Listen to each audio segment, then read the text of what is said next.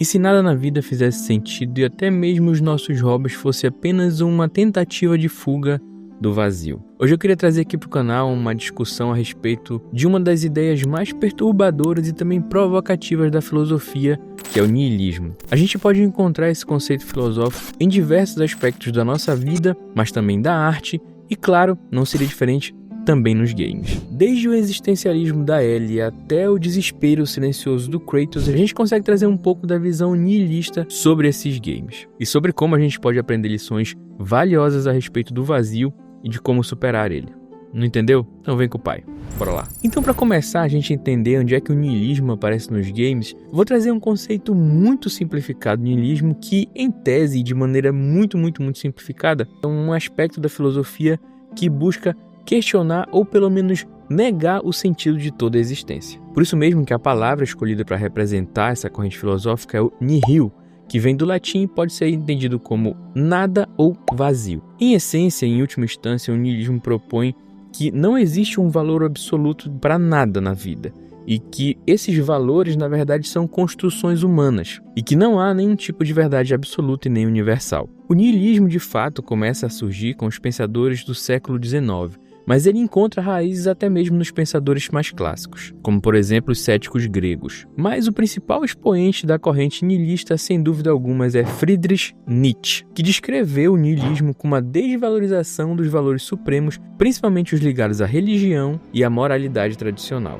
Então a gente pode ver que o niilismo é uma corrente do pensamento filosófico que tem esse conceito um pouco assustador em um primeiro contato, mas que sem dúvida alguma é fascinante e abre portas e abre formas de pensar muito diferentes e muito variadas que podem nos fazer questionar muita coisa na vida. Essa ideia de que não existem valores absolutos, que valores são construções humanas e que, na verdade, simplesmente o universo não importa, chega a assustar, mas também provocar. E esse pensamento não aparece apenas no Nietzsche, aparece em outros pensadores como Camus, Sartre e até mesmo em algumas obras literárias como Dostoiévski. E claro, parece muito abstrato, mas quando a gente começa a entender e conseguir observar correntes do niilismo em diferentes aspectos, a gente começa a observar ele muito mais perto da nossa vida. Então, para trazer aqui para nossa área, bora ver aqui algumas coisas do niilismo nos games. Porque se eu te dissesse que provavelmente um dos jogos que você chegou a chorar quando zerou tem bastante coisa no niilismo, você acreditaria? Pois é, bora começar chutando o balde pra longe com The Last of Us Parte 2. Todo mundo sabe que em The Last of Us Parte 2 a Ellie embarca numa jornada de vingança que não redime e não traz nenhum tipo de reconforto pra ela. É simplesmente frustrante e triste. A moralidade do jogo é completamente desconfortável, porque não tem uma lição no final. O jogo nos força a encarar um vazio muito grande. Não tem justiça divina, não tem recompensa, apenas escolhas, perdas e sobrevivência. Esse aqui é um exemplo perfeito do niilismo existencial, nu e cru, como descrito por Nietzsche, também por Jean-Paul Sartre. O homem está condenado a ser livre. E essa frase aqui me pega muito porque a Ellie simplesmente escolheu tentar a vingança mais de uma vez. Se você se lembra bem no enredo do jogo, né? É claro, a Abby vai lá, mata o Joe e tal, tarará.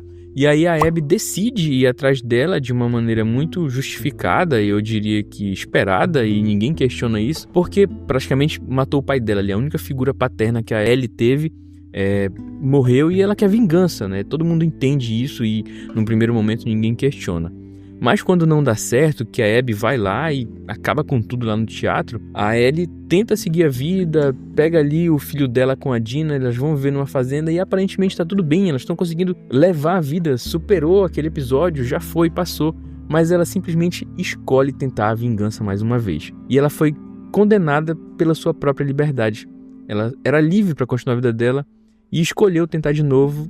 Isso provavelmente acabou com tudo, como a gente viu naquele final aberto. Porque depois de passar por aquela jornada toda já com a Dina, ela volta e passa por uma jornada tão triste novamente, chega lá, encontra a Abby praticamente morta com o Lev, e aí ela entra naquela briga que no final ela vê que é completamente vazia e que não vai dar em nada. E que além dela não atingir a vingança dela, ela perde um último laço que ela tinha com o Joe, que é a capacidade dela de tocar violão, né, de produzir uma arte que lembrava o Joe de uma maneira tão bonita.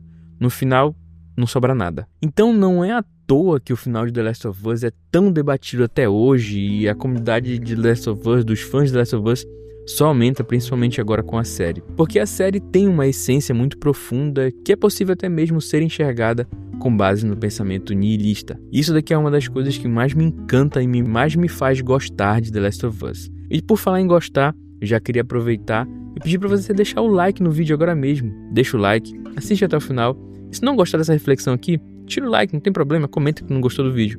Mas deixa o like agora e assiste até o final, bora continuar. Mas a respeito da Ellie, eu fiz uma abordagem aqui sobre o niilismo existencial. Mas essa não é a única forma do niilismo que existe, não é a única corrente nihilista que existe. E uma outra corrente que me fez lembrar de um outro jogo, ou melhor, uma outra série de jogos, é o niilismo metafísico. E eu tô falando, meus amigos, nada mais nada menos do que Dark Souls. Em Dark Souls você simplesmente acorda em um mundo decadente, sem orientação, sem um deus, claro, e o jogo não é apenas difícil, ele é existencialmente desolador. Tu acorda num mundo todo em ruínas, não tem muita coisa ali, ninguém te ensina nada, não tem explicação detalhada, não tem um deus visível, um objetivo definido, nem mesmo a certeza de que o que você está fazendo faz sentido. O universo de Dark Souls é marcado por ciclos eternos.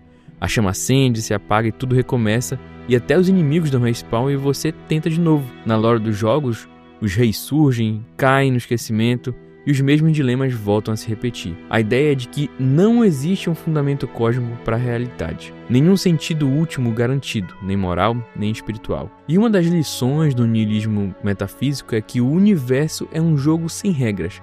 E Dark Souls é meio que isso. O jogo não te diz o que é certo nem errado. Nem se o seu esforço realmente importa. Você simplesmente faz ou não faz. Não importa. Você é só mais uma alma perdida entre tantas outras. O próprio Hidetaka Miyazaki, criador da série Dark Souls, disse em uma entrevista à Edge Magazine que gosta de histórias onde o jogador preenche os vazios com sua própria imaginação. Isso é o oposto de um mundo com verdades absolutas. É um mundo totalmente nihilista, onde a ausência de sentido é a única certeza e cabe a você encontrar sentido em meio ao caos. Tipo no mundo real mesmo. Então Dark Souls faz a gente lembrar de uma confrontação, uma pergunta do Albert Camus.